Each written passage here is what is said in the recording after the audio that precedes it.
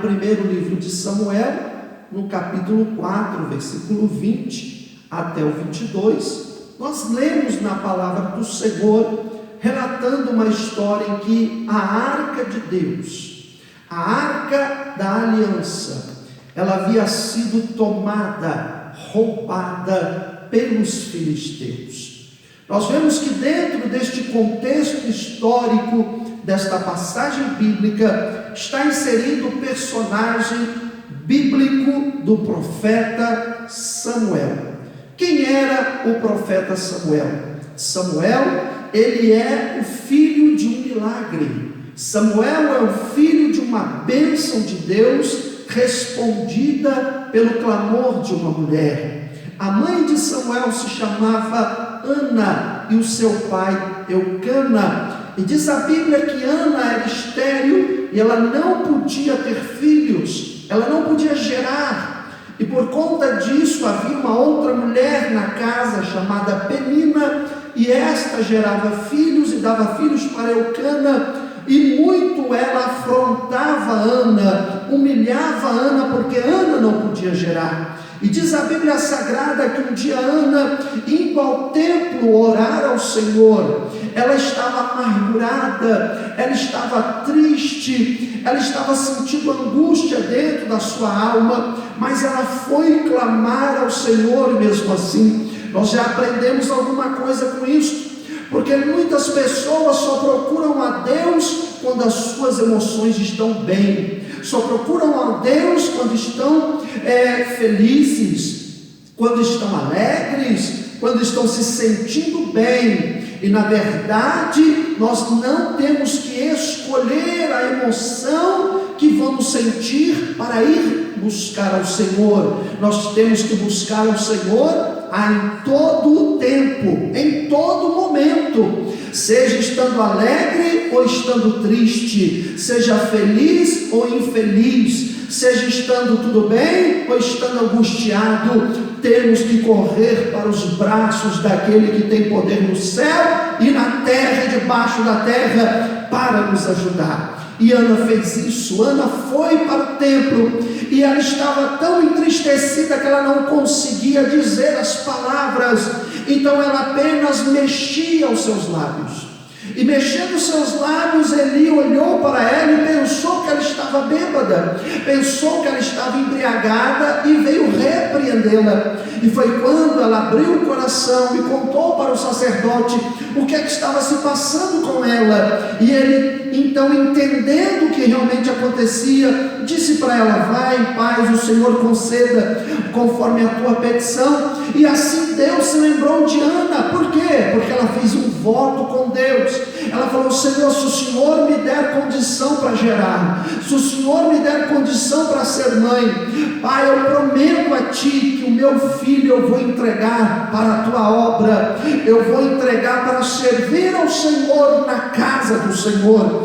E assim Deus se lembrou de Ana, e ela engravidou, um milagre aconteceu, e quando nasceu a criança se chamou Samuel. E quando Samuel atingiu a idade adequada, ela levou Samuel até o sacerdote Eli e entregou o menino nas mãos do sacerdote, para que ele passasse agora a servir ao Senhor, conforme Ana prometeu. Ela cumpriu o que ela prometeu para Deus, e Deus fez um milagre na vida dela. E Samuel estava agora na casa ali do templo, estava agora servindo ao Senhor, aprendendo o ofício junto ao sacerdote Eli. E foi quando Deus chamou a Samuel.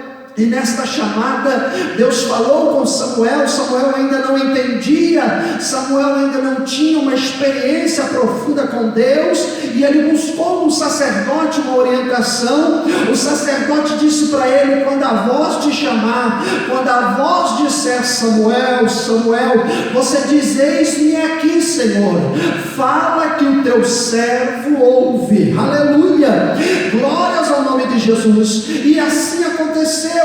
E quando a voz chamou Samuel, Samuel fez conforme a orientação do sacerdote Eli, e Deus anunciou a Samuel as coisas que haveriam de acontecer, e o quanto Deus não estava se agradando do posicionamento de Eli e de seus filhos. Eli era um sacerdote que estava reinando, que estava julgando Israel por 40 anos. Nesta época, Israel ainda não tinha rei. O governo que estava sobre a nação era o governo de juízes. E assim aconteceu.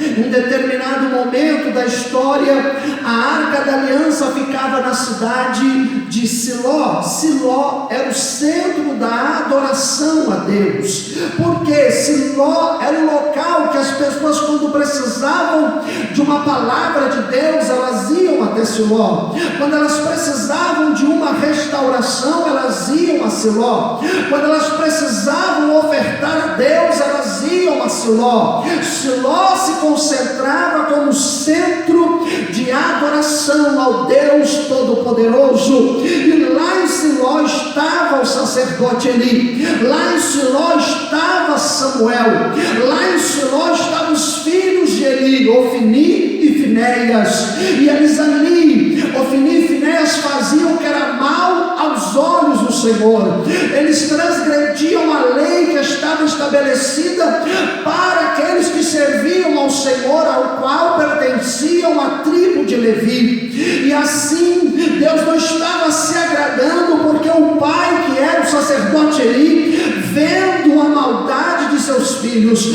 contemplando os erros de seus filhos, não tomava uma atitude, não os orientava, não os repreendia, deixava, fazia vista grossa. Mas Deus estava vendo todas as coisas.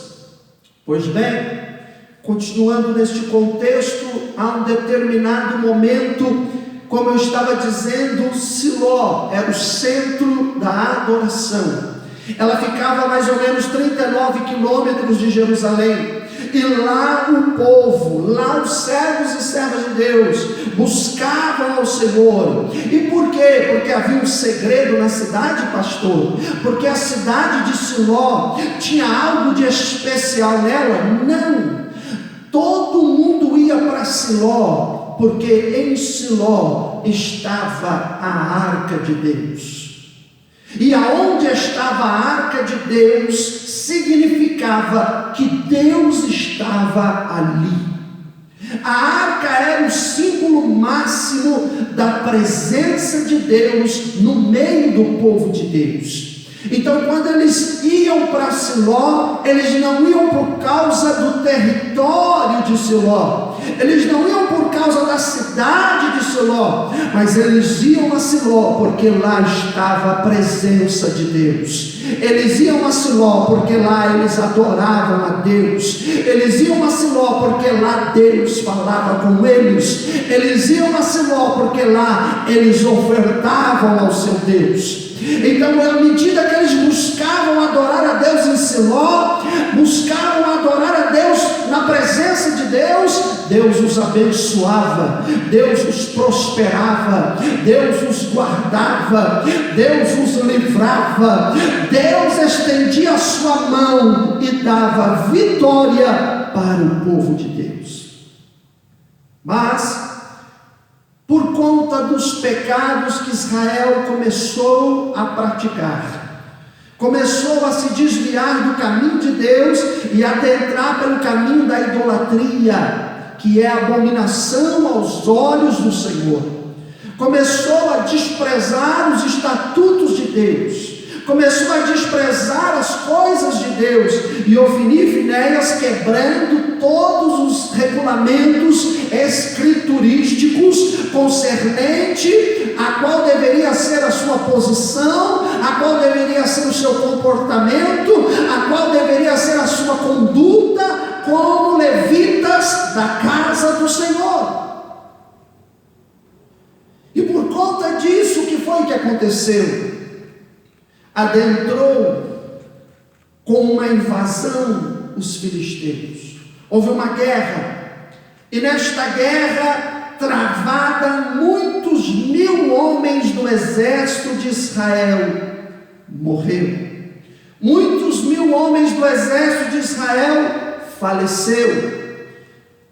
E aí eles falaram: vamos fazer o seguinte, vamos trazer a arca de Siló para a presença da tropa. Traga a arca de Deus para o meio da tropa e nós venceremos a batalha. Só que eles se esqueceram que para ter a presença de Deus, tinha que estar com a vida também na presença de Deus. E eles trouxeram a arca de Siló, e quando a arca entrou no meio do exército de Israel, diz a Bíblia que houve um grande alvoroço de alegria e de júbilo.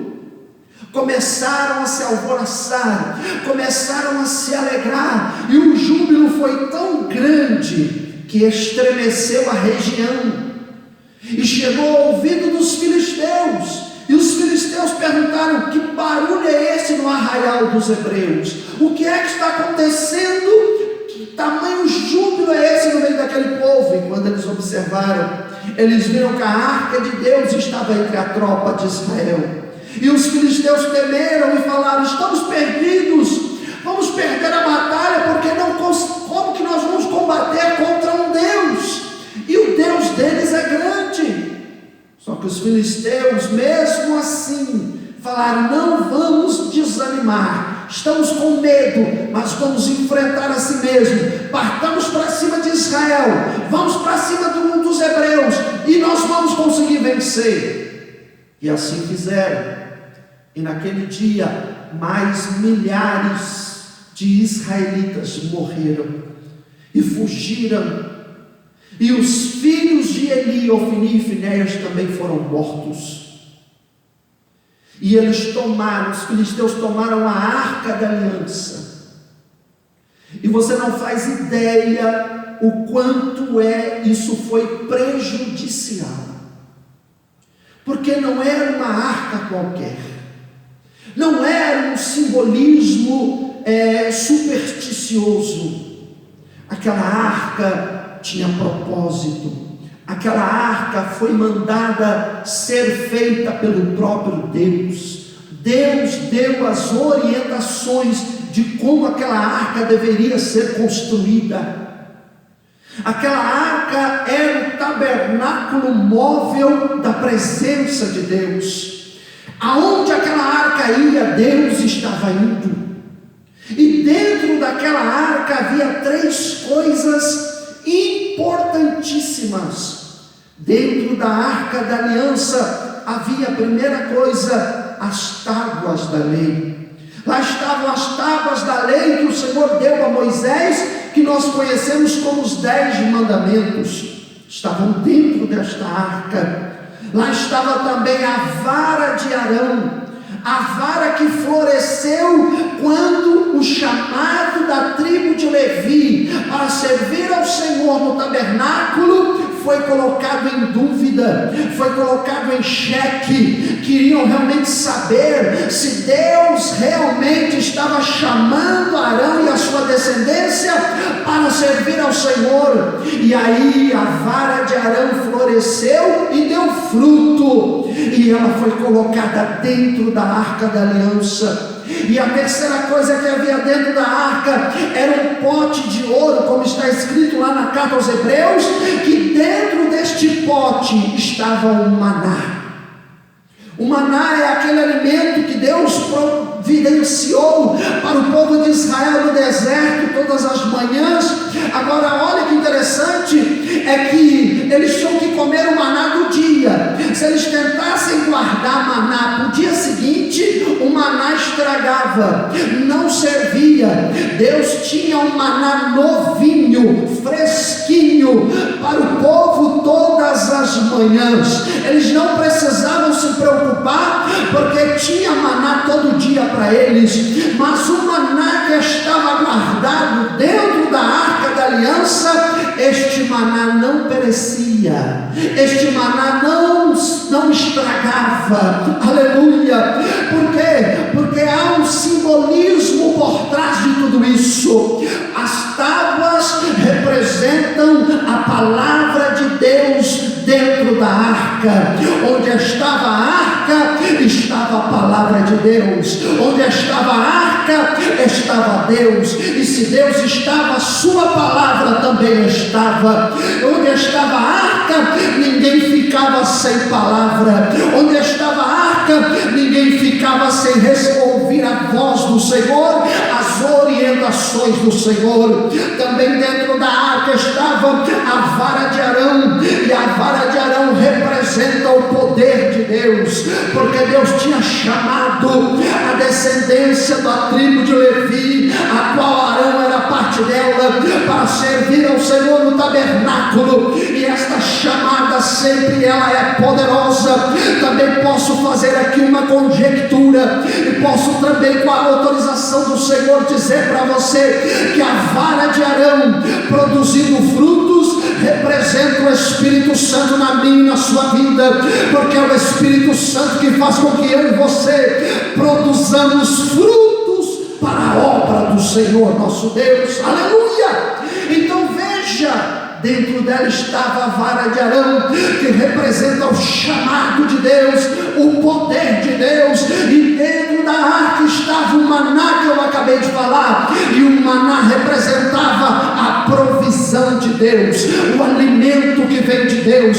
Onde a arca está, tem Deus. Onde a arca está, tem palavra. Onde a arca está, tem Espírito Santo, tem frutos. Onde a arca está, tem alimento, tem maná fresco do céu para alimentar a sua alma.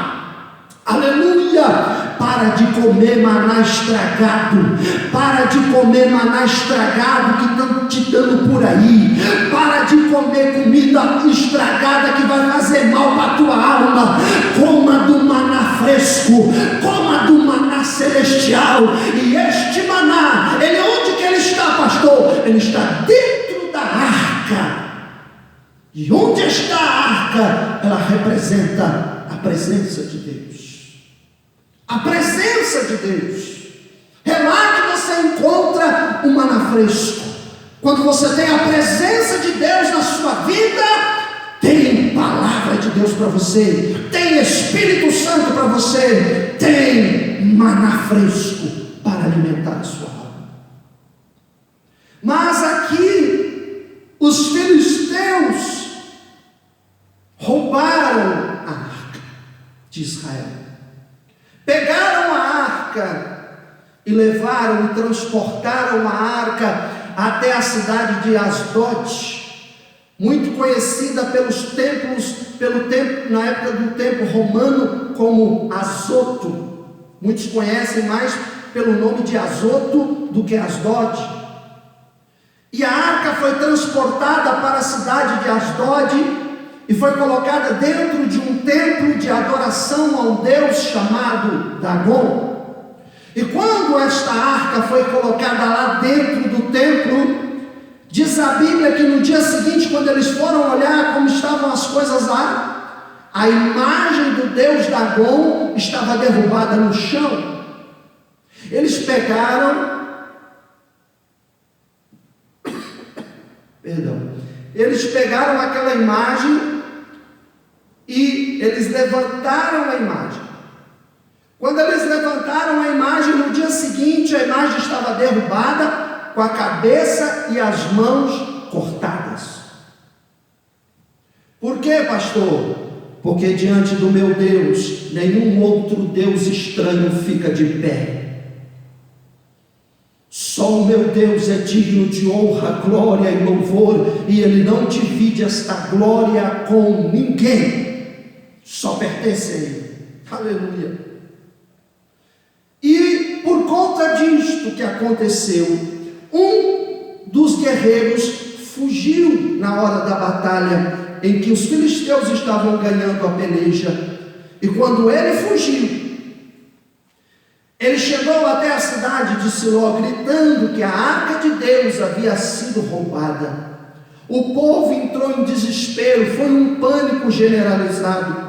E quando ele se aproximou do sacerdote Eli, que já estava com 98 anos de idade, e já tinha estado governando tudo por 40 anos, ele já não enxergava mais, estava muito idoso, perguntou: para ele o que estava acontecendo foi quando o mensageiro entregou a mensagem e disse: olha, a arca de Deus foi levada, os seus 2 filhos foram mortos.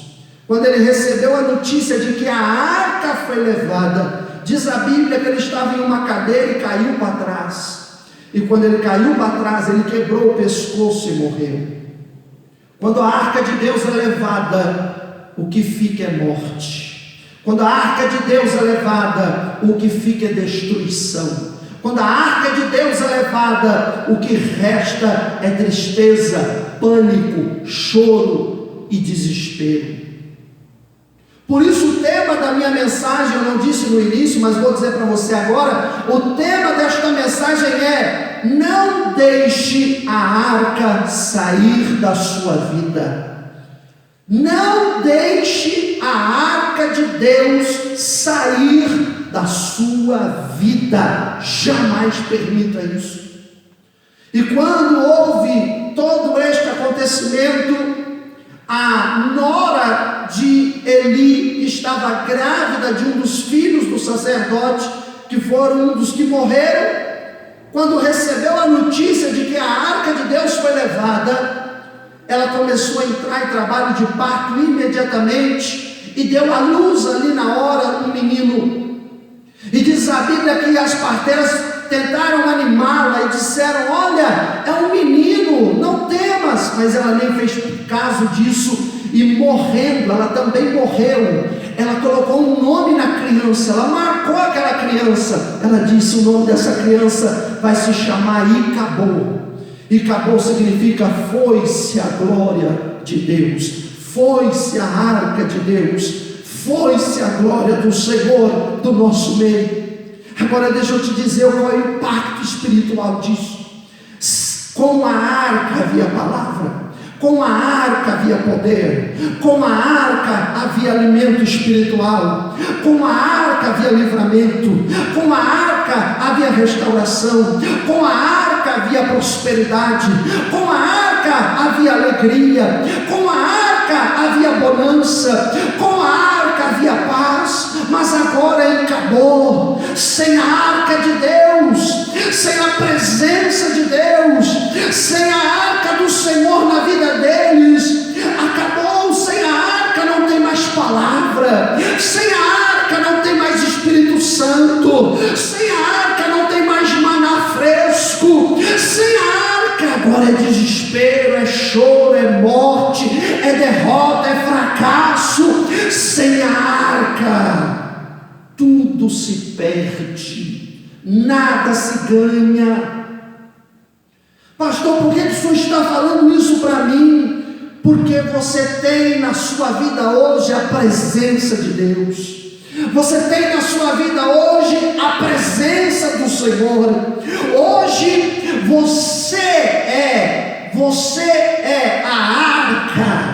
A arca hoje é você, e você é que recebe dentro de você a palavra, o Espírito Santo e o maná fresco, que é maravilhoso, que eu posso dizer para você que é a Bíblia, mas também posso dizer para você que é o pão vivo que desceu do céu, chamado Jesus Cristo de Nazaré. Aleluia. Eu posso dizer para você que as tábuas da lei representam a palavra de Deus, que vão estar dentro da arca, que é eu e você. Eu posso dizer para você que a vara de Arão que floresceu é a presença do Espírito Santo dentro da arca, que sou eu e você. Eu posso dizer para você que o maná que desceu do céu é Jesus Cristo, que foi enviado para morrer por mim, por você na cruz do Calvário. E o maná tem que estar dentro da arca, que sou eu e você, porque na arca estava a presença de Deus.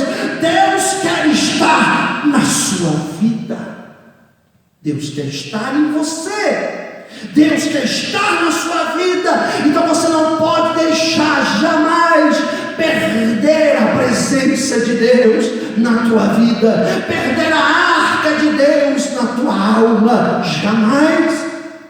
E eu vou dizer uma coisa para você: quem são hoje os filisteus que querem arrancar a arca da sua vida? Quem Quem são hoje os filisteus que querem tirar a presença de Deus da sua vida? Quem são hoje os filisteus que querem arrancar de você a palavra, o Espírito Santo e Jesus de Nazaré? Quem são os filisteus hoje que querem atacar você para te tirar todas estas coisas? Estes filisteus hoje são filisteus espirituais. São filisteus espirituais, são filisteus que representam o mundo com a sua concupiscência. São os filisteus do pecado, são os filisteus da bebida, são os filisteus das drogas, são os filisteus da prostituição, são os filisteus do mundanismo, são os filisteus da incredulidade, são os filisteus do relativismo. O que é o relativismo? O relativismo é um filisteu maldito e terrível. Pastor, como é que funciona o relativismo? Tudo é relativo.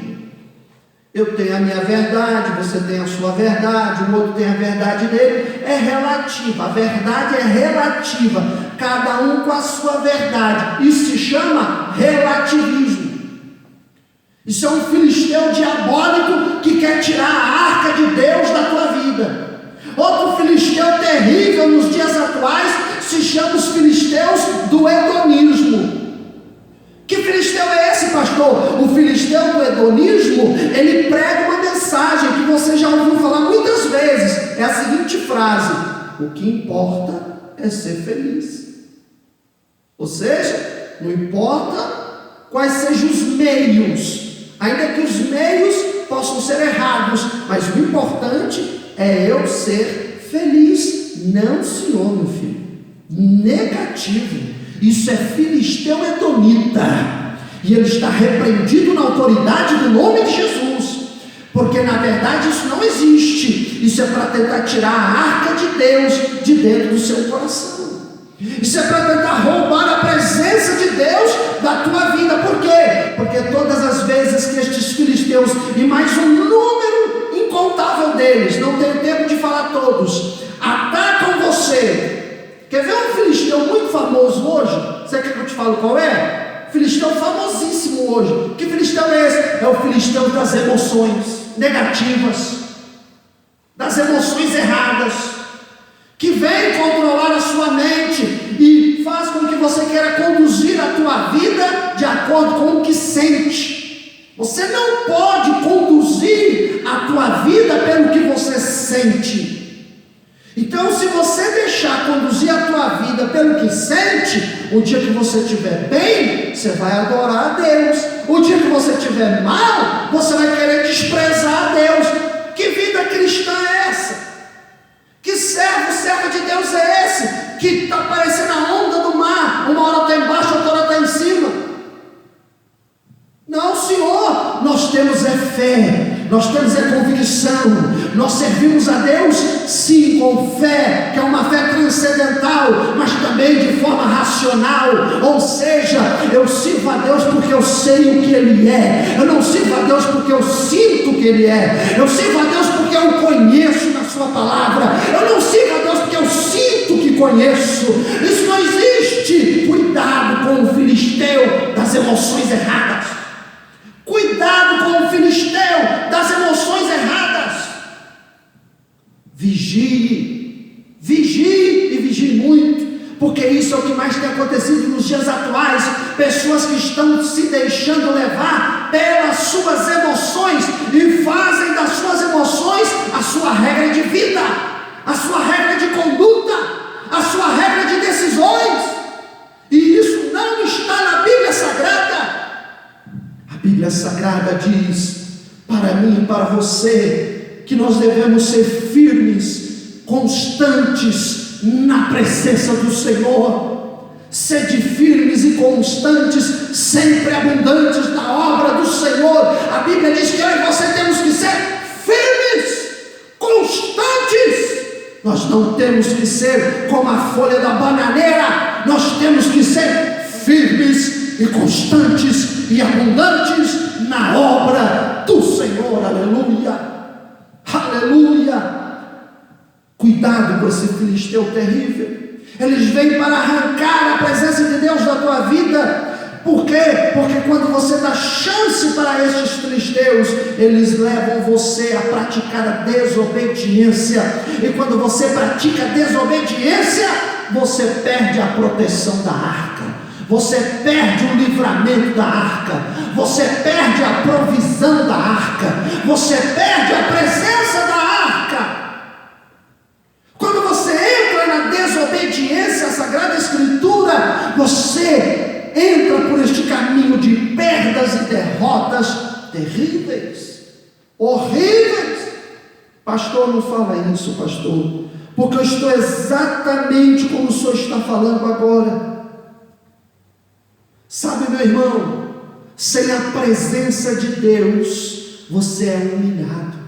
Sem a presença de Deus, você é escravizado.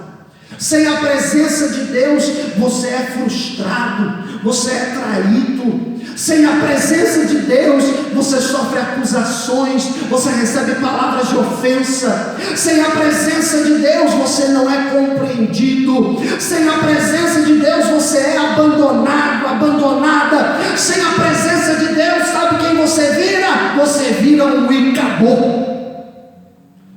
Sem a presença de Deus na sua vida, você vira um Icabô. E não é isso que Deus tem para você e nem para mim. Muito pelo contrário, porque a Bíblia vai nos dizer, e eu tenho uma boa notícia para lhe dar nesta noite. Se nesta noite você está se sentindo assim, se nessa noite você sente que a glória se foi, se nessa noite você está vendo que você está desta maneira, que não há mais presença, que não há mais palavra, que não há mais Espírito Santo, que não há mais maná, você percebe que você está na escravidão, na humilhação, no abandono, na solidão. Se você está encontrada nesta situação, eu tenho uma notícia para você nesta noite. Lá em Jó, capítulo de número 14, versículo de número 7, está escrito assim: porque há esperança para a árvore que, se cortada, ainda se renovará, e não cessarão os seus renovos. Eu vou repetir para você: porque há esperança para a árvore que, se cortada, ainda se renovará, e não cessará os seus renovos. Aleluia! A esperança ainda para você, a esperança ainda nesta noite. Louvado seja Deus. Quando Samuel assume para ser o juiz de Israel em meio a toda esta circunstância e situação, ele assume, a primeira coisa que ele faz é o seguinte: vocês perderam a arca, vocês perderam a presença. Se vocês querem a presença de Deus de volta, vocês têm que se arrepender.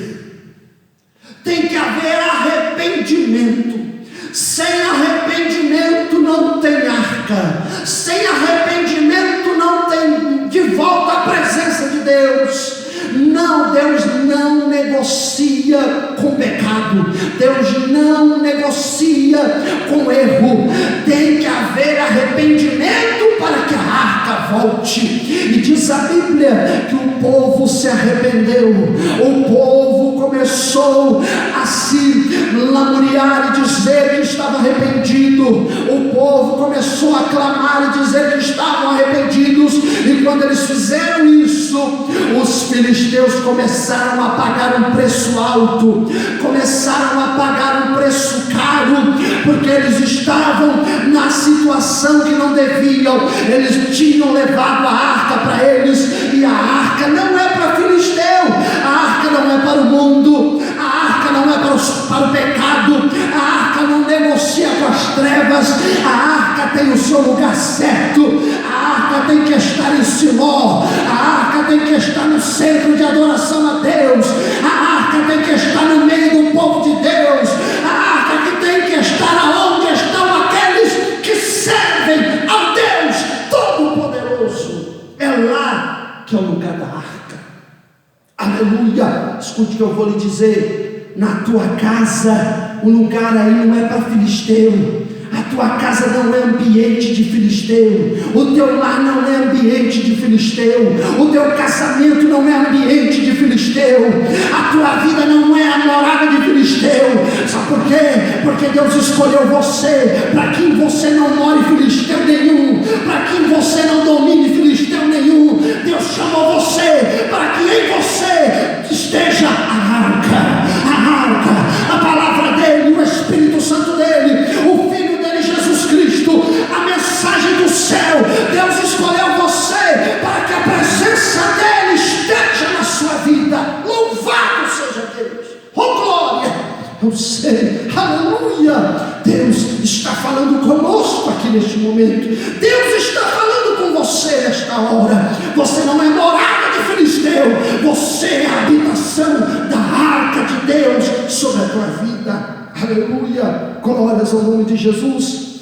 E quando os filisteus começaram a pagar um preço alto por terem roubado a arca que não pertencia a eles, vieram pragas, pestes, doenças terríveis sobre os filisteus, até que eles se deram conta: estamos passando por toda esta peste porque nós tocamos na arca, porque nós tocamos na presença de Deus, porque nós infringimos as leis de Deus, porque nós desobedecemos ao Deus de Israel.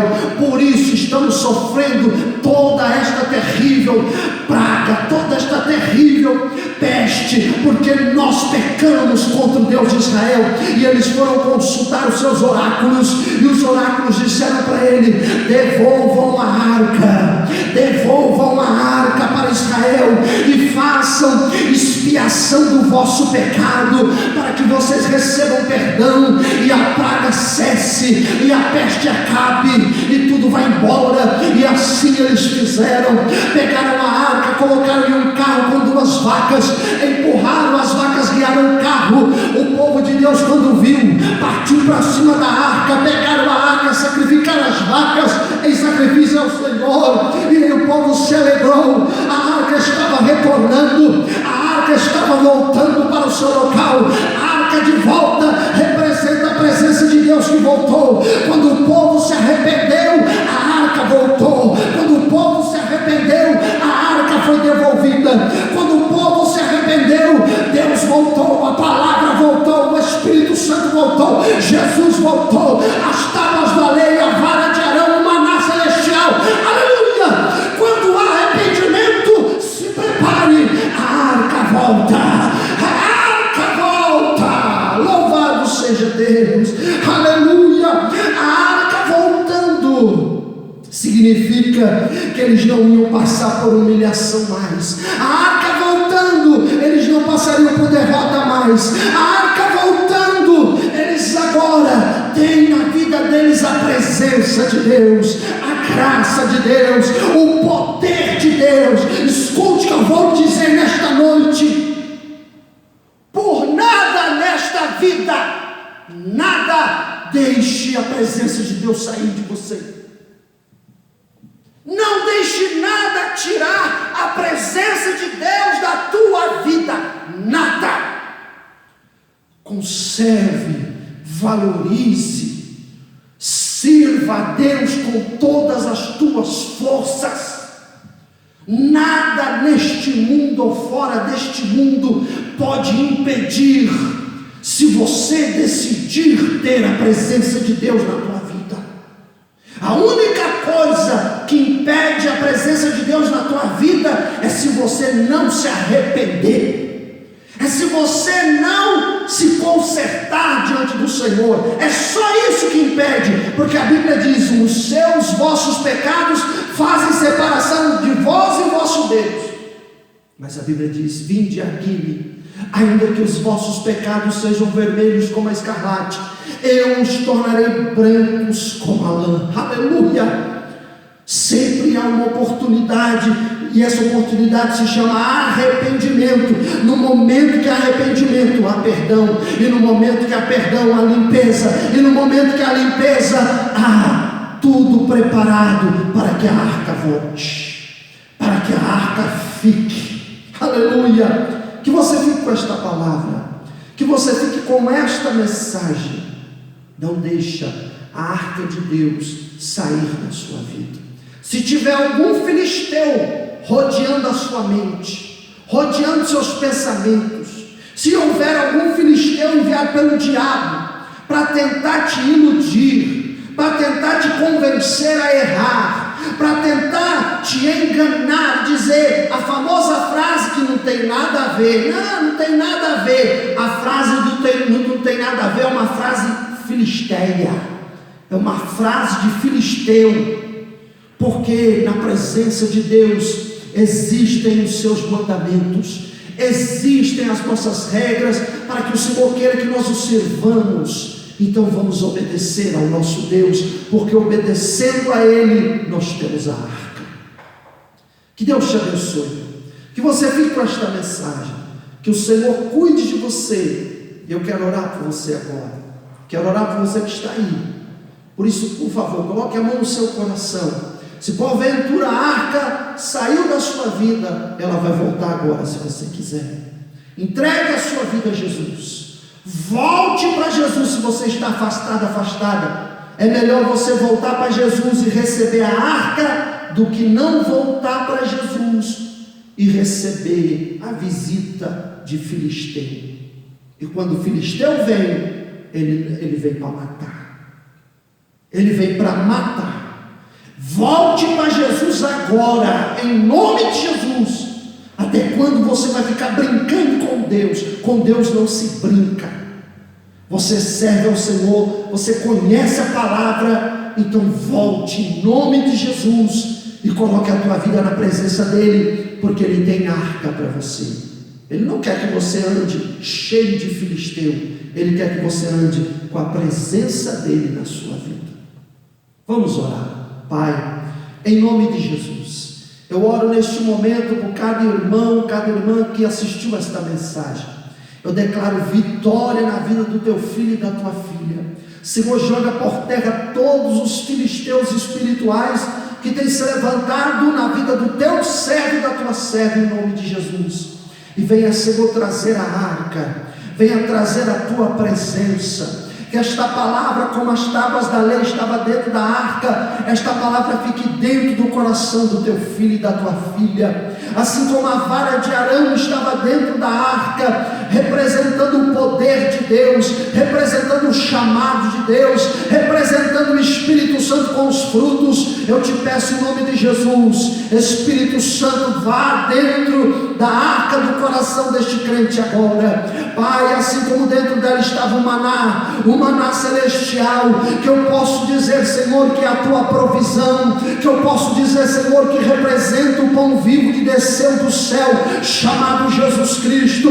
Que Jesus nunca saia do coração deste crente, que Jesus nunca saia do coração desta mulher e deste homem, mas que sempre Jesus esteja ali como um maná fresco, que esteja ali sempre, meu Pai, para que o teu filho e a tua filha possa se deliciar da presença de Jesus.